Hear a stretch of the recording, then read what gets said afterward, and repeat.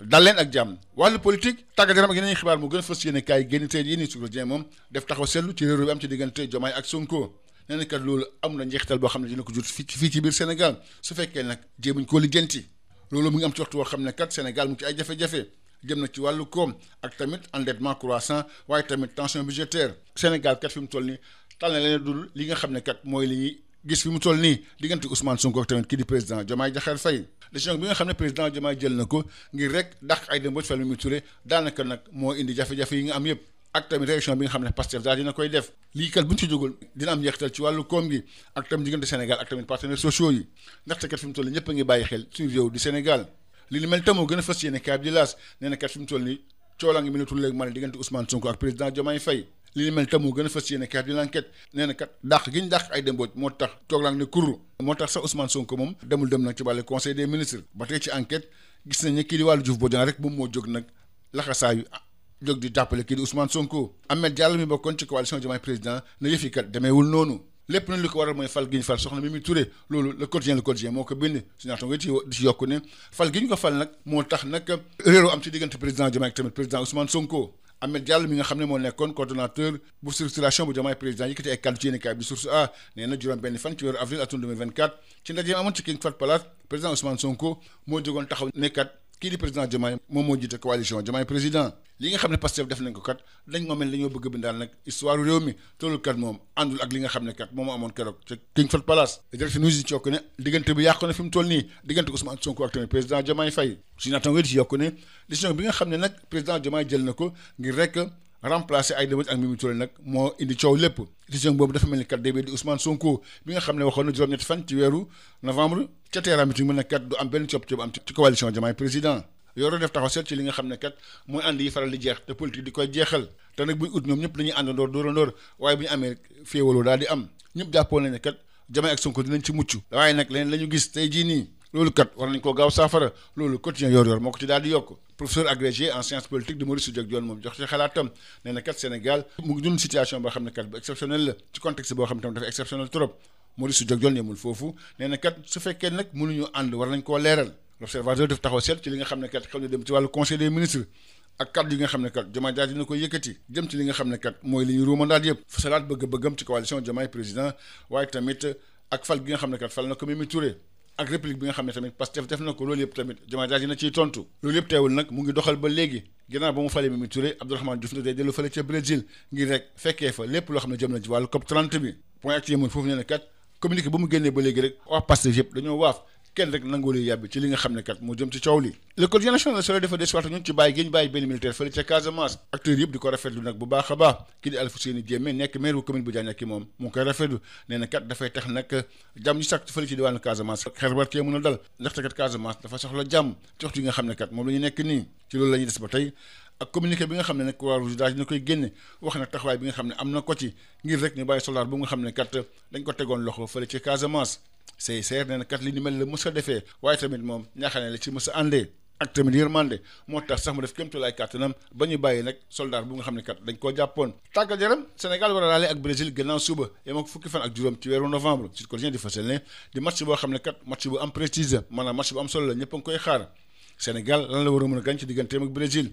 ginnaaw ay fan des ci wàllu CAN bi ca Maroc entraîneur yi di Cheikh Bitèye ak tamit Jacob Ba joxe di seen xalaat nee na kat match bu am solo la pour Sénégal waaye tamit day tax Sénégal dëggal boppam wane kat ci équipe yëpp doole ci àdduna bi ci la bokk fi mu toll nii ci wàllu lamb le quotidien national Soleil def taxaw seetlu ci li nga xam ne kat mooy mbër yi nar a def année blanche nekk 4 champions yoo xam ne kat yu jar a bàyyi xel lañ muy Gris Bordeaux Ama Baldé Balla Gaye ak tamit kii nga xam moom moo nekk Siteu ñoom ba léegi kat amaguñ combat ci saison bi nga xam ne kat ubbi na Gris Bordeaux moom soreetul retraite sportive am Balla Gaye moom mën a jàpp ne kat dina dellusiwaat ginnaaw ba mu ñàkkee digganteem ak Siteu ñaar fukki fan ci weeru Soleil bi la nga xam moom la ñu génn Siteu mi ko daanoon ba léegi rek mu ngi xaar ay combat mu ngi wut adversaire ngir rek mën a suqaliku mbokk yi jànge jëf beneen incha allah rabbi.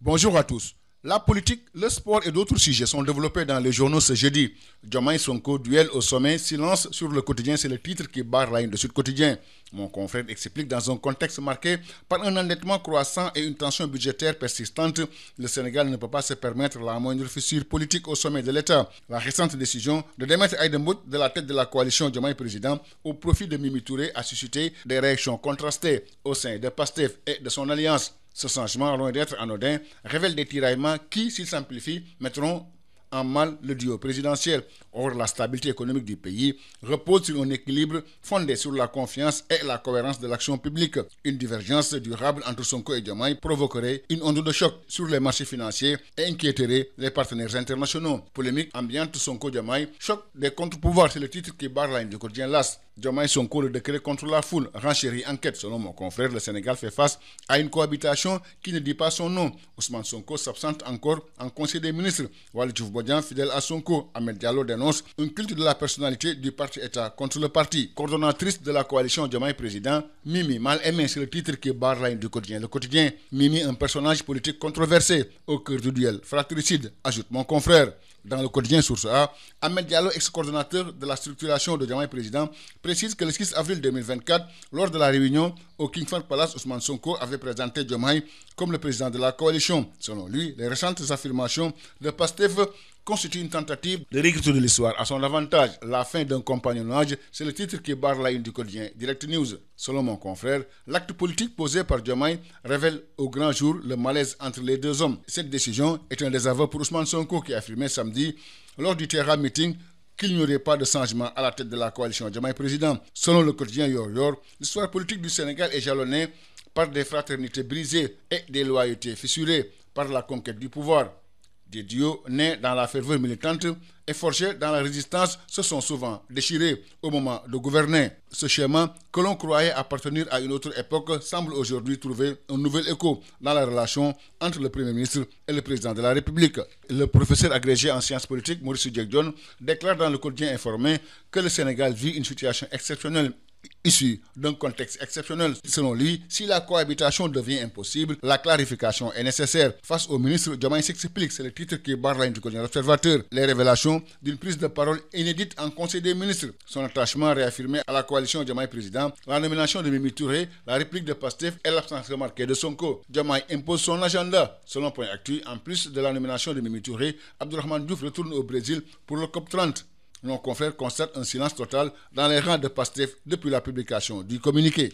Libération du militaire selon le quotidien national Le Soleil. En Casamance, les acteurs se réjouissent de cette libération. Pour Alfousseini Diémé, maire de la commune de Djignaki, c'est une bouffée d'oxygène pour la Casamance qui a encore besoin de cette paix pour profiter de ces immenses opportunités. Sur le même sujet, le comité international de la Croix-Rouge a confirmé à travers un communiqué avoir joué un rôle d'intermédiaire neutre dans la libération d'un membre des forces armées sénégalaises détenu par les éléments du mouvement des forces démocratiques de la Casamance. Le CICR ajoute que cette opération humanitaire s'est inscrite dans le cadre d'un dialogue strictement humanitaire et confidentiel qu'il entretient avec toutes les parties prenantes dans le conflit en Casamance. Un sport match amical international Sénégal-Brésil du 15 novembre, selon Sud Quotidien, c'est un bon baromètre en vue de la prochaine Coupe du Monde. Qu'est-ce que le Sénégal peut gagner dans ses retrouvailles avec la Seleção? À quelques mois de la CAN, au Maroc, les entraîneurs Cheikh Tidiane Bitèye et Jacob Ba ont campé les enjeux. Un match de prestige, une occasion aussi de prouver son statut d'une des meilleures équipes du monde. En lutte, selon le quotidien national Le Soleil, la nouvelle saison s'annonce relevée, mais elle pourrait se dérouler sans la présence de 4 champions emblématiques. Gris Bordeaux, Ama Baldé, Balla Gaye 2 et Siteu. Ces poids lourds, pourtant habitués à occuper les devants de la scène, se retrouvent pour l'instant dans l'attente d'une affiche susceptible de relancer leur carrière. Selon mon confrère, Gris Bordeaux n'est pas loin de la retraite sportive. Pour Balla Gaye 2, son retour n'est qu'une question de temps. Le Lion de Guédiawaye est encore meurtri par la défaite contre Siteu le 20 juillet dernier. Siteu, le nouvel empereur des arènes, est dans l'attente d'un combat. Ama Baldé, battu par Franc, est aussi à la recherche d'un partenaire pour rebondir. Merci, c'était tout. À vos journaux et bonne lecture à tous.